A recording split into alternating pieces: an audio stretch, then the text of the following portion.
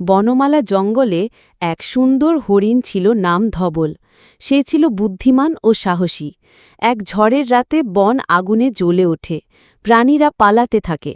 আগুনের ধোঁয়ায় দিশেহারা হয়ে পড়া একটি বাঘছানাকে সে দেখতে পায়, একাটি, কাঁপছে, চোখে পানি। ধবল তাকে জিজ্ঞেস করে, তুমি একা? তোমার মা কোথায়? বাঘছানা উত্তর দেয়, আমি পথ হারিয়ে ফেলেছি। ধবল তাকে নিজের সাথে নিয়ে ছুটতে থাকে। আগুন ধীরে ধীরে ছড়িয়ে পড়ছে। পথে পড়ে গাছ, আগুন, ভয়। হরিণ তার ছোট শরীর দিয়ে আগুনের নিচে পথ বানায়। ছোট বাঘটা তার পিঠে উঠে যায়। হরিণ প্রাণপণে ছুটে চলে, যতক্ষণ না তারা আগুন থেকে বের হয়ে নদীর ধারে পৌঁছায়। বনের প্রান্তে বাঘমা ছুটে আসে, ছেলেকে জড়িয়ে ধরে। বাঘমা হরিণকে দেখে অবাক হয়, বলে, তুমি আমার সন্তানকে বাঁচালে। হরিণ বলে, বাঁচানোই তো প্রকৃত বন্ধুত্ব।